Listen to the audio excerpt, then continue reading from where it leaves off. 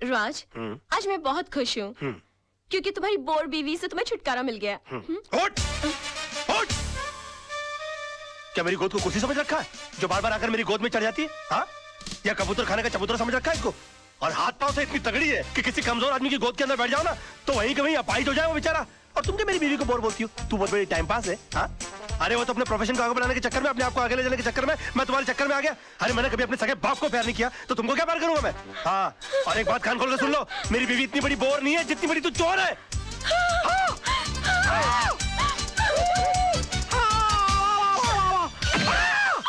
Oh my God! राज!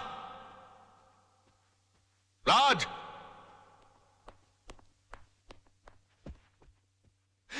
ये मैं क्या सुन रहा हूं बेटे?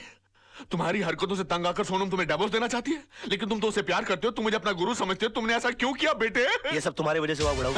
और तुम मुझे को कोस रहे हो? बड़ाऊ? हाँ बड़ाऊ। बेटी को पाला कोसा बंगले के अंदर और उसके बाद शादी के बाद सड़ने के लिए छोड़ दिया साला चाल के अंदर। हाँ? अरे वो तो कम अकल थी, लेकिन तुमको तो अकल थी, तुम रोक सकते थे उसको। लेकिन नहीं, मैंने तुमको अपना गुरु माना और तुमने क्या किया मेरे साथ? गुरुद्वारे के बाहर हाथ में कटोरा देकर भिखारी बनाकर खड़ा कर दिया मुझे और बोले बेटा मांग भीख। बड़े दामाद को देवी चलाने के लिए कंपनी और मुझे क्या दिया? Social service centre. कहा गरीबों की दुआ लगेगी? मेरी बद्दुआ का डर नहीं लगा तुझे बुड्ढे? हाँ? बड़ी बेटी की शादी के बाद रिटायर नहीं हुआ, लेकिन मेरी शादी करते रिटायर होकर भिंडी और आलू उगाने के लिए चला गया गाँव के अंदर। और याद है किस तरह से पीठ पर हाथ मारकर मुझसे कहा, हाँ, कि बेटे I am proud of you my son, I am proud of you. मेरी बेटी खाली हाथ घर से जा रही है। अरे यार, जब बच्ची के हाथ में कुछ दोगे नहीं तो खाली हाथ ही जाएगी घर से। इतना भी नहीं कि महीने 2 महीने का खर्चा दे देते, लेकिन ना, कहा कि मेरी सारी चिंता दूर होगी। अरे अपनी चिंता जब दूसरों को दे दोगे तो खुद की चिंता तो दूर हो जाएगी ना। 2 बेटी पैदा कर सकते हो, 2 घर दमाद नहीं पाल सकते थे।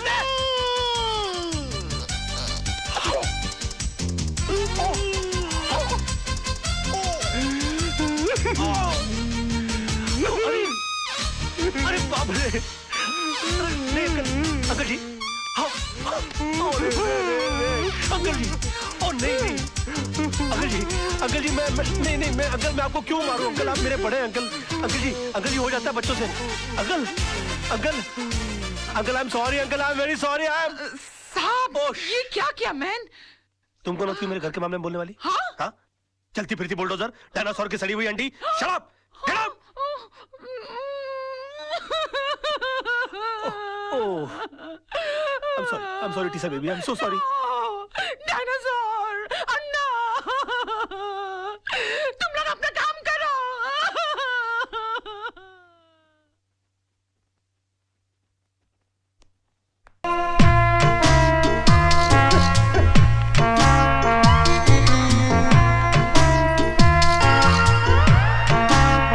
नमस्ते। जीती रहो, बैठो।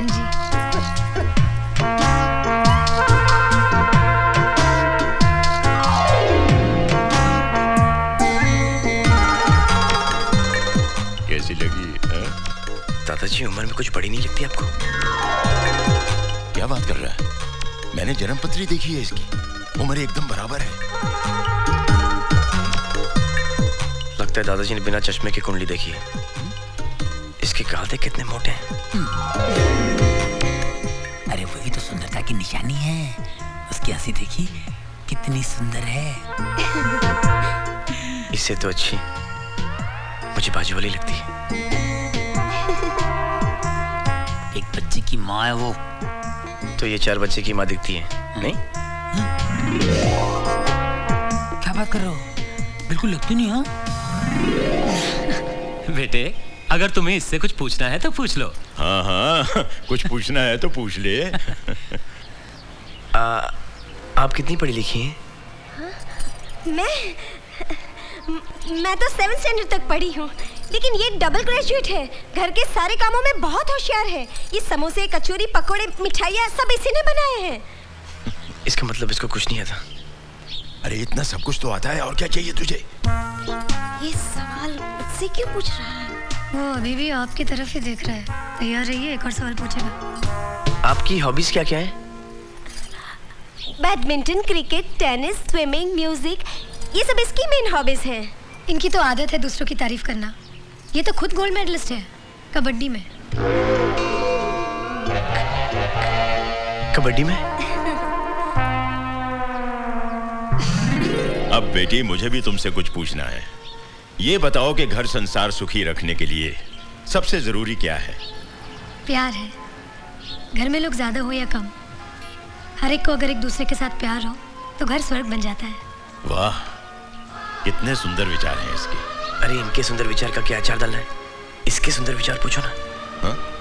अरे इसकी भाभी के विचार पूछकर क्या करना है तुझे? भाभी? हाँ। चुप हो जा बेटे, पौरानी आपका बेटा रो रहा था। अच्छा अच्छा अच्छा अच्छा मेरा बेटा, सुना सुना बेटा, क्यों रो रहा? क्या हो गया मुझे? मैं इतना सच क्यों बोल रहा हूँ? Good morning sir. आज आप नहीं बोलोगे मैं कैसी लग रही हूँ? श्रीदेवी या माधुरी? सो बताओ ना प्लीज। शैतान की खाला लग रही हो। ऐसा बम लग रही है जो कभी भी फट सकता है। तुम बुर्का पहनकर क्यों नहीं निकलती हो? तुमको मालूम है बच्चे लोग देखकर कितना डर जाते होंगे? No I am not mean. तुम बैठी हो तो ऐसा लगता है जैसे कोई भैंस पानी में बैठ गई हो। I resign. Sir sir sir sir sir मैं कैसा लग रहा हूँ? लग रहा हूँ ना बिल्कुल धर्म जी जैसा। धर्म जी की इतनी बेइज्जती। अबे तू धर्मेंद्र नहीं, तू बंदर लग रहा है। चलते फिरते कुरमुरे की गोनी, दिन भर डुक्कर की तरह खाता रहता है, एक दिन फुग्गे की तरह फट जाएगा। सड़क पर तेरी लाश पड़ी होगी, उठाने के लिए कुली बुलाने पड़ेंगे। और कभी कभी नहा भी लिया कर, भैंसे तेरे कपड़े इतने बांस मारते, पूरा स्टाफ परेशान रहता है तुझसे। हॉस्पिटल में क्लोरोफॉर्म की जगह अगर तेरे कपड़े सुंगा दिए जाए ना तो पेशेंट कोमा में चला जाएगा। अबे पेट मत खींच, पेट खींचने के बावजूद तेरा पेट बाहर रहता है। मुर्दे के बाल काट देने से उसका वजन हल्का नहीं हो जाता। बे मैं क्या बकवास कर रहा हूँ? मैं क्या बोल रहा हूँ? मेरे कंट्रोल में। अबे तू कंट्रोल में आ जा वरना तुझे काट के फेंक दूंगा मैं। डार्लिंग, सोना, लव, माय बेबी, तुम यहाँ क्या कर रही हो? तुम चली जाओ ऐसे। आज के दिन मुझसे कोई नहीं मिलेगा। प्लीज प्लीज तुम चली जाओ ऐसे। मैं तुमसे बात करने नहीं आई हूँ। मैं सिर्फ इतना पूछने आई हूँ कि तुमने डैडी से ऐसा क्या कह दिया कि उनका बीपी लो हो गया, उनके लिए डॉक्टर बुलाना पड़ा? ओहो, तो बुड्ढा बच गया। हाँ? मैंने तो सोचा था कि अब तक निकल लिया होगा। क्या बकवास कर रहे हो? बकवास नहीं, मैं सच बोल रहा हूँ। मैंने तो उनसे भी साफ साफ कह दिया कि मैंने उनके नाम और दौलत के चक्कर में तुमसे शादी की थी। हाँ, तुम्हारे पीछे में लट्टू बनकर इसलिए पड़ा हुआ था। तुम्हारी गाड़ी के सामने मैं भी झूठ मूठ कूदा था। मगर तुम इतनी बेवकूफ लड़की हो कि इतना छोटा सा झूठ नहीं पकड़ पाई। तरबूज में कान नाक मुंह फिट किए हुए तुम्हारे बाप की शक्ल की इंसान की मैं पूजा करता रहा, ये सोच करके वो मेरी जिंदगी की छतरी बनेंगे। मगर तुमने मेरे सर से छपराई गुल कर दिया। सम्मान और खुदारी के चक्कर में तुमने मुझे मदारी बनाकर छोड़ दिया। सॉरी सोना, सोना मुझे माफ कर दो सोना। सोना मैं क्या करूं? मेरे मुंह से सच ही निकल रहा है। तुमने बोल लिया ना, मैं अपना जवाब कोर्ट में दूंगी। जलेबी बनाऊं सोना हो जाए, चांद का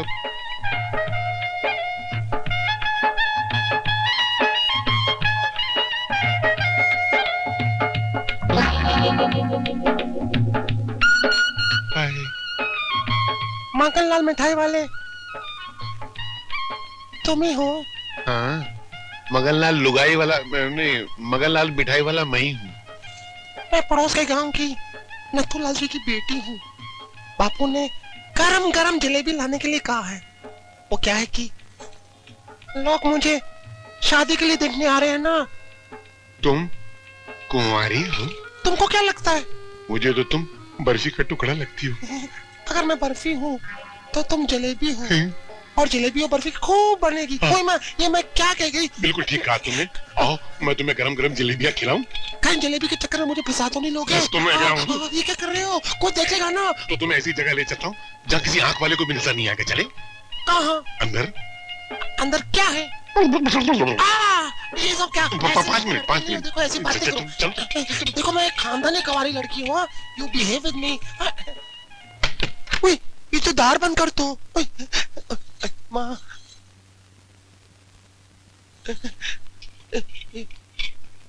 इधर आ रहा। क्या पहाड़ जैसी औरत है। तुम्हारा नाम क्या है? चंद्रमुखी, लेकिन तुम प्यार से मुझे चंदा कह सकते हो। तुम रहती कहाँ हो? तुम्हारे दिल में।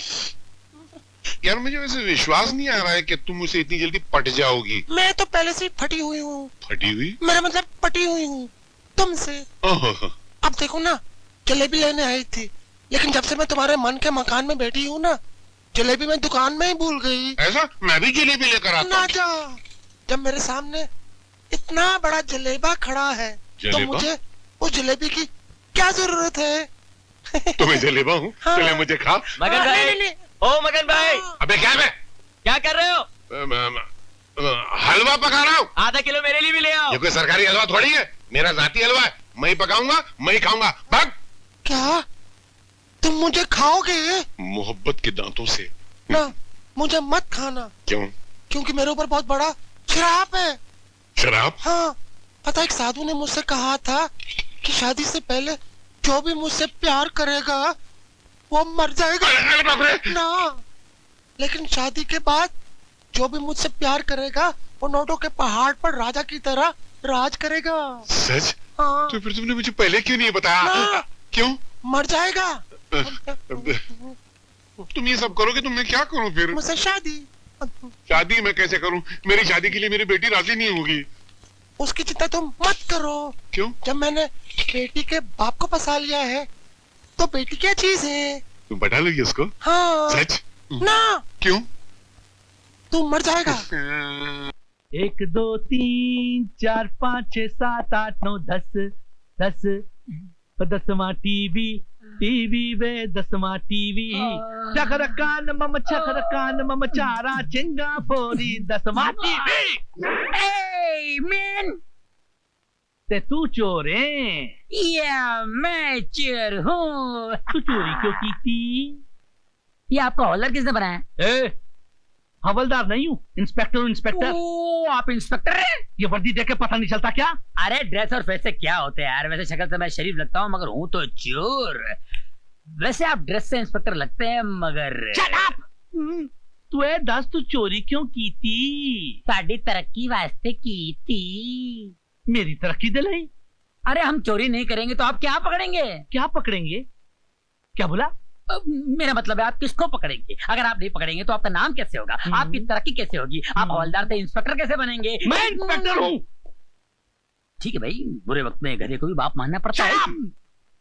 तुम पर पूरे 10 टीवी चोरी करने का इल्जाम है मैन। 9 टीवी मिल गए हैं, 10वां किधर है? क्या बात है, पुलिस वालों को इतनी अच्छी गिनती कैसे आने लगी? क्या मतलब? मेरा मतलब है जब कभी पुलिस चोरी का माल पकड़ती है तो आधा जेब में आधा रिकॉर्ड में होता है। ये पूरा का पूरा रिकॉर्ड में कैसे आ गया? इतना मारूंगा, कितना मारूंगा। क्या फायदा, आप थक जाओगे साहब जी। सुधर जाओगे। अरे तुम्हारे मार से कोई सुधर जाए तो इस देश के कानून को मार की जरूरत है। जब देखो जब छोटे चोरों को धम देते रहते हो और बड़े चोरों के सामने तुम मिलाते रहते हो। आपके पास कोई असिस्टेंट नहीं? क्यों? बार बार आपको शट अप बोलना पड़ता है। अगर असिस्टेंट होता तो वो बोलता शट अप। तुझे शर्म नहीं आती अपने हवलदार का मजाक उड़ाते थे? मैं हवलदार नहीं, इंस्पेक्टर हूँ। अगर अपनी खैरियत चाहती हो तो बता दो कि वो 10वां टीवी किधर है? वो 10वां टीवी तुम्हारे घर में है। शट अप मत बोलो। फोन उठा लो। मैं हवलदार बोल रहा हूँ, नहीं इंस्पेक्टर बोल रहा हूँ। कौन? मैं रमा बोल रही हूँ। डार्लिंग, गुगरी बुची गुगा मुंगू लोची गो बोलो। आप अभी घर आ जाइए। मैं भी घर आता हूँ। नाराज होना, मुझे ना गुगी ना गोची गोगू मुझे आता। इसको पकड़ कर अंदर डाल दो। Okay sir. अभी आके पूछूंगा तू चोरी क्यों की थी उल्लू दे आप पठिया। हवलदार, मेरे कमरे में टेलीविजन और हो सके तो वीडियो का इंतजाम कर देना। Okay shut up.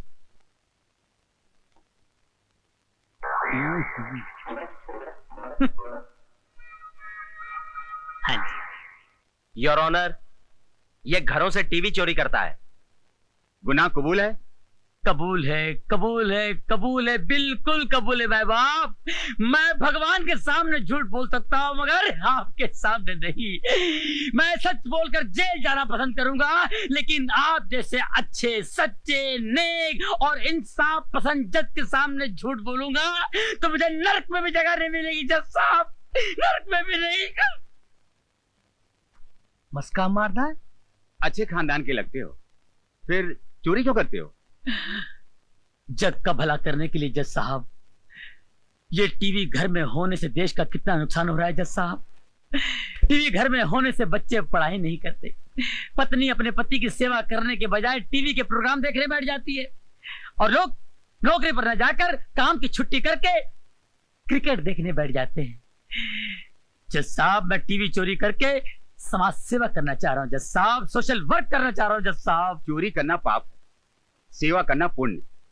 2 साल की सजा की जगह 1 साल की सजा। वाह, क्या इंसाफ है माय बाप। अरे 1 साल तो क्या माय बाप, आपके हाथों जिंदगी भर सजा भुगतने को तैयार हूँ। 6 महीना कर दिया। आप जैसे जज की इस देश को बहुत जरूरत है माय बाप। 4 महीना कर दिया। आपके चरण कहाँ है जज साहब? 1 महीना कर दिया। हो जय हो, जय हो। इससे कम सजा नहीं होगी। दूसरा केस पेश करो। धन्यवाद धन्यवाद, जज साहब की जय हो। जज साहब। हवलदार, इतना मारूंगा, इतना मारूंगा। बाद में मार लेना, पकड़ो, चलो। Follow me. Shut up.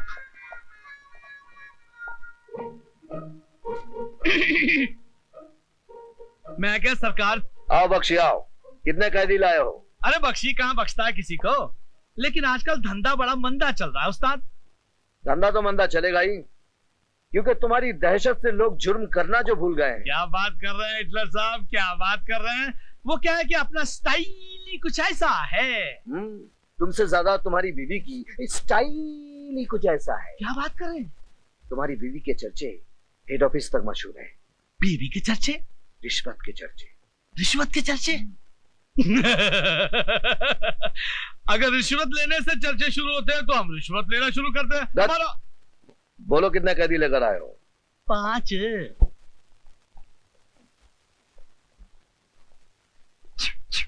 फिर आ गए तुम, शर्म नहीं आती तुम्हें? शर्म आती है साहब, बहुत शर्म आती है, लेकिन अपने आप पे कम, आप पे ज्यादा आती है साहब। अरे मैं तो यहाँ कभी कभी आता हूँ, लेकिन आपको तो हमेशा देखता हूँ यहाँ पर। वैसे आपको कितनी साल की सजा हुई है साहब? तुम नहीं सुधरोगे। अरे सुधरना तो चाहता हूँ साहब, लेकिन ये पुलिस वाले कहाँ सुधरने देते हैं।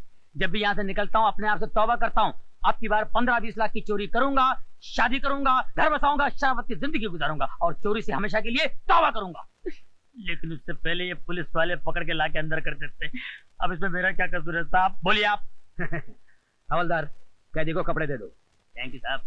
ये क्या दे रहे मैन, अपन इधर का पुराना कस्टमर है, अपने को हमेशा का परमानेंट ड्रेस चाहिए। 999। अरे जाने दे, वो कमरे का क्या हाल है, पानी वानी पोचा मारा है कि नहीं? मच्छर बहुत हैरान करता है मैन। अच्छा जाने दे भाई, आज का मेनू क्या है, खाने में स्पेशल डिश है कि नहीं? तुम कहो तो 5 स्टार होटल से स्पेशल डिश मंगवा दूं। अरे क्या बात कर रहे साहब, वहाँ तो बड़े बड़े देश का घपला करने वाले बैठे ले, वो खाना उनको हजम होता है, अपने को जरा थोड़ा स्पेशल चाहिए। क्या अगर दाल चावल में जरा पत्थर मिट्टी जरा कम हो ना तो जरा मजा आता। कपड़ा भी लेके जा, चल। अभी लेके जाता हूँ, आइंदा नहीं चलेगा, कड़क चाहिए, ध्यान रखना, समझे? अपने बच्चों का दोस्त है।